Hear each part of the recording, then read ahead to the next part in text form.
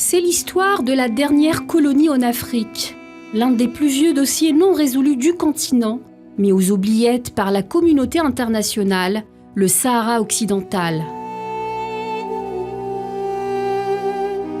Au milieu des années 70, le Front Polisario a proclamé l'indépendance de la République arabe sahraoui, déclarant ainsi officiellement l'aspiration du peuple sahraoui à l'autodétermination. Ce conflit dure depuis des décennies, car il a été rendu prisonnier de la guerre froide. Les États-Unis, la France, l'Espagne ont voulu faire du Maroc un pilier du monde occidental dans cette région de l'Afrique et ils lui ont tout passé. Le Maroc occupe au moins 80% du territoire sahraoui depuis le départ de l'Espagne et le nouvel occupant n'a eu de cesse de combattre la jeune République. En 1991, un cessez-le-feu a été conclu entre les deux parties sous l'égide des Nations Unies. Après 30 années de gel, d'un conflit noyé dans les méandres diplomatiques et médiatiques, les combats ont repris en novembre 2020.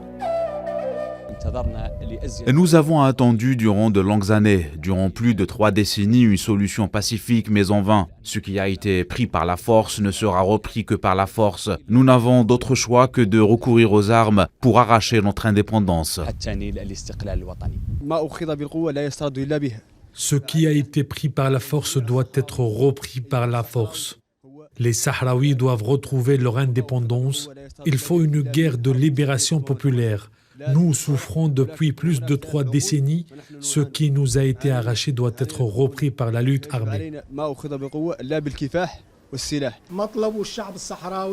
Depuis la reconnaissance de la République arabe sahraoui démocratique le 26 février 1976, la requête du peuple sahraoui reste inchangée. Le peuple réclame l'indépendance nationale.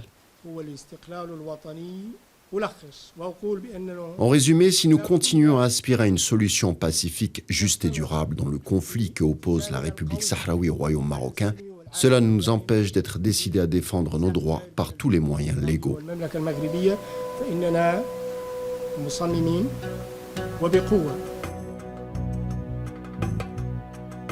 Depuis des années, une situation de conflit est vécue. Elle est dramatique, marquée par l'échec des Nations Unies à faire aboutir le processus de paix dont dépend le sort du peuple sahraoui.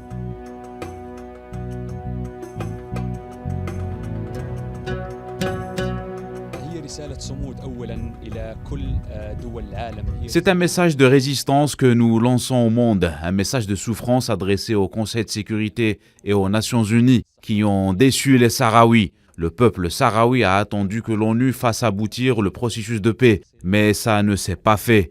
Il a espéré l'autodétermination qui n'est jamais arrivée.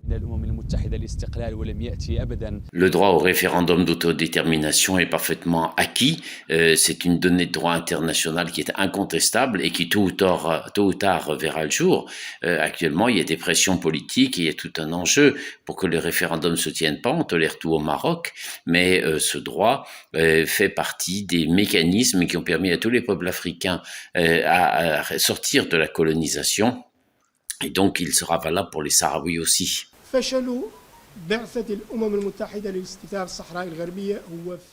L'échec de la MINURSO, c'est l'échec du Conseil de sécurité qui est censé être l'organe principal de l'organisation onusienne qui a la responsabilité exclusive de veiller sur la paix et la sécurité mondiale. On espère que ce sera une leçon pour le Conseil de sécurité pour qu'il change sa façon de voir par rapport à cette mission qui a prouvé son échec sur le terrain.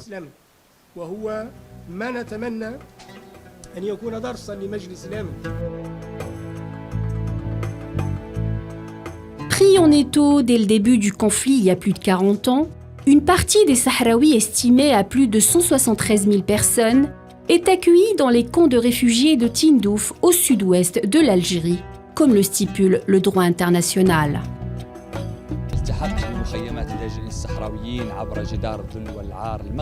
J'ai rejoint les camps des réfugiés sahraouis en passant à travers le mur marocain de la honte. Malgré les barbelés, les mines et les dangers autour, j'ai enfin pu atteindre les camps des réfugiés qui étaient pour moi un endroit sûr et loin de toute répression. Malgré le fait qu'on soit loin de nos terres, nous respirons enfin. L'Algérie a ouvert ses portes aux Sahraouis au moment où le colon marocain bombardait notre peuple de napalm et de phosphore blanc interdits au niveau international.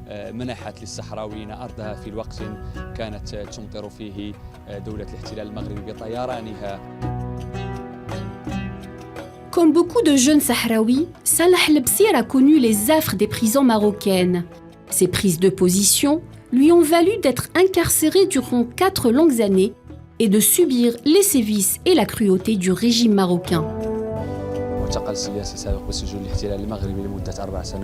Ancien prisonnier politique, j'ai été incarcéré dans les prisons marocaines durant 4 ans à cause de mes prises de position et mes orientations politiques. En 2015, on m'a condamné pour des faits non avérés, fabriqués de toutes pièces par la police marocaine dans la ville de l'Aïoun occupée. Ces 4 ans dans les prisons marocaines m'ont appris la patience, la persévérance et à ne jamais capituler ou baisser les bras.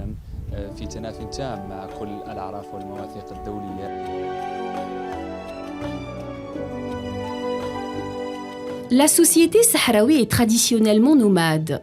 Mais suite au conflit armé, les réfugiés ont été forcés à se sédentariser dans un environnement aride où les opportunités d'autosuffisance sont quasi inexistantes.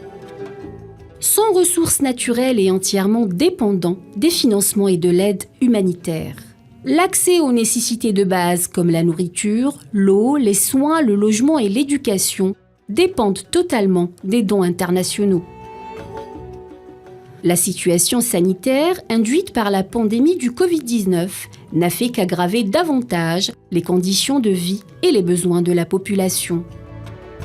Selon le HCR, le confinement décrété en 2020 dans les camps de réfugiés en réponse à la pandémie a entraîné la perte de nombreux emplois et d'autres sources de revenus pour les réfugiés. Le caractère prolongé de la situation humanitaire a fait émerger des besoins nouveaux dans les camps, liés entre autres aux attentes d'une jeunesse désireuse de prendre sa vie en main. Les réfugiés sahraouis sont laissés pour compte et les acteurs humanitaires peinent à mobiliser des bailleurs de fonds pour financer des projets humanitaires adaptés aux besoins.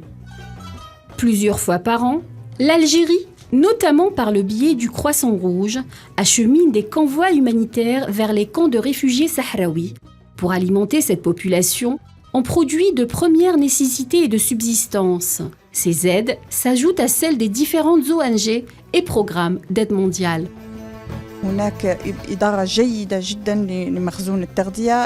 La gestion des stocks alimentaires est excellente et les produits sont disponibles grâce aux efforts de planification du Croissant Rouge sahraoui, en collaboration avec le Croissant Rouge algérien qui alimente les stocks en plus des aides de la Croix-Rouge internationale et de la Croix-Rouge espagnole. Tous ces efforts consentis par différentes organisations internationales, en collaboration avec le Croissant Rouge algérien et le Croissant Rouge sahraoui, permettent aux réfugiés sahraouis d'avoir leur ration alimentaire mensuelle. Cette dépendance à l'aide humanitaire ne pourra être résolue sans une solution durable à la crise basée sur le droit international. D'ailleurs, lors d'une visite dans les camps de réfugiés sahraouis à Tindouf, le président de la Fédération internationale des sociétés de la Croix-Rouge et du Croissant Rouge a insisté sur la coordination des actions pour faciliter l'octroi d'aide humanitaire à ceux qui en ont besoin à travers le monde. Il a appelé pour cela les organisations de la Croix-Rouge et du Croissant Rouge à réfléchir beaucoup plus aux voies destinées à aider les nécessiteux plus qu'aux sources de financement. Il a salué les efforts du Croissant Rouge algérien dans l'acheminement des aides humanitaires à travers l'Algérie et dans les camps de réfugiés sahraouis, en dépit des moyens limités. J'ai un programme riche qui inclut des visites d'école, la visite des camps de réfugiés pour offrir des aides. À cette occasion, je tiens à remercier le Croissant Rouge algérien ainsi que tous les bénévoles pour leur dévouement. Dans les terres sahraouies occupées, la guerre place les populations civiles dans une situation d'enfermement. Les mines antipersonnelles, disséminées en grand nombre par l'occupant marocain notamment, mettent en péril la vie des civils. Le Sahara occidental dispose de richesses agricoles, minières et halieutiques. L'exploitation illégale de ces ressources par le Maroc est dénoncée et combattue par le Front Polisario sur le plan juridique, mais aussi décriée par des militants et organisations internationales des droits de l'homme.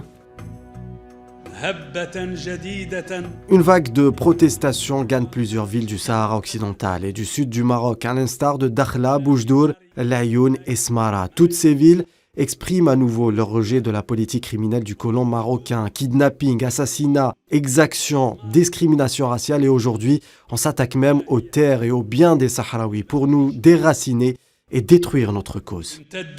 إلى استهداف أراضي وممتلكات المواطنين الصحراويين. Un peuple spolié de ses terres, de ses ressources et abandonné à la précarité.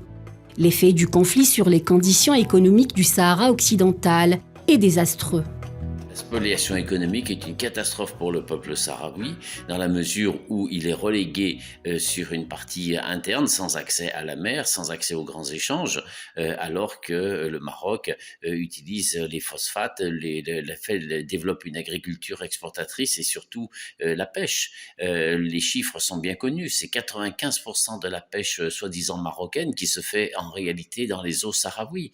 Le phosphate est pillé, donc nous avons fait un chiffrage qui est de 1 milliard par an. Ce milliard, il manque au peuple sahraoui et ce milliard, il permet de financer la colonisation. Le 13 novembre 2020, le Maroc a violé un cessez-le-feu mis en place depuis 1991 en agressant des Sahraouis sortis manifester pacifiquement pour dénoncer les injustices dont ils sont victimes.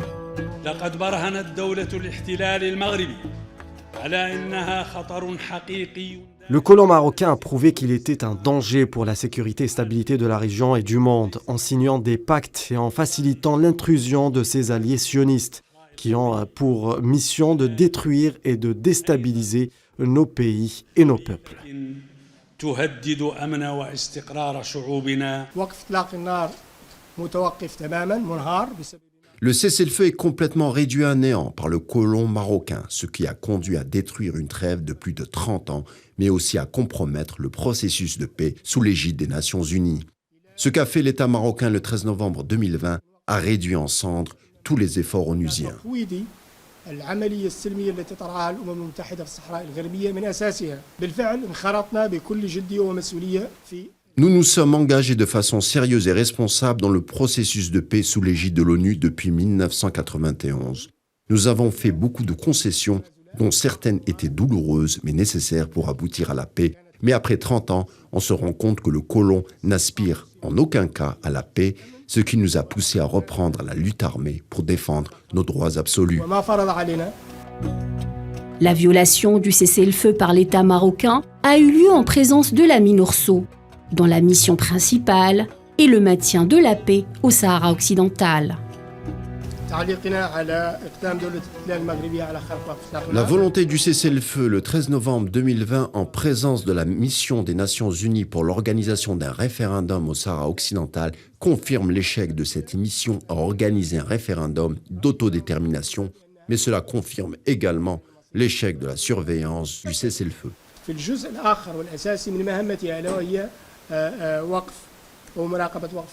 Le cessez-le-feu a été signé sous l'égide de la MINURSO. Et donc le cessez-le-feu en lui-même ne pose pas de difficulté. En revanche, on voit que sur son application, c'est-à-dire le travail qui est fait ensuite sous l'égide du Conseil de sécurité, il y a le poids déterminant des États-Unis ou de la France qui passe tous les caprices du Maroc et tous les abus de droit, premièrement. Et la deuxième chose, c'est que c'est le seul cas où on a une force d'interposition qui n'a aucune mission sur les droits de l'homme. Donc vraiment, l'ONU a tout fait pour arranger le Maroc, mais la résistance du peuple sahraoui est là pour dire que ça ne se passera pas comme cela. Le 6 octobre 2021, Staffan de Mistura est enfin désigné nouvel envoyé personnel du secrétaire général de l'ONU au Sahara occidental, succédant ainsi à l'Allemand Horst Kohler. La désignation d'un nouvel émissaire s'étant heurtée à certaines tergiversations et pressions de la partie marocaine notamment. C'est le 5e envoyé personnel du secrétaire général de l'ONU pour le Sahara occidental qui nous rend visite, mais il est différent de ses prédécesseurs car sa visite intervient dans un contexte régional de guerre ouverte entre le Sahara occidental et le colon marocain. Dans un climat de guerre, la mission de Staffan de Mistura au Sahara occidental ne sera pas de tout repos. Il y a une guerre en cours qui oppose la République sahraoui à l'État colonial marocain. Cette guerre constitue le premier défi auquel sera confronté de Mistura pour remettre sur les rails le processus de paix. Monsieur de Mistura pourra-t-il faire cesser la guerre ? Cela dépend en premier lieu du soutien du Conseil de sécurité qui détient tout l'attirail diplomatique nécessaire pour obliger l'État marocain à cesser son agression contre le peuple sahraoui, mais également sur la mise en place d'un climat propice pour que le processus de paix atteigne son objectif, lequel est le droit inaliénable du peuple sahraoui à l'autodétermination.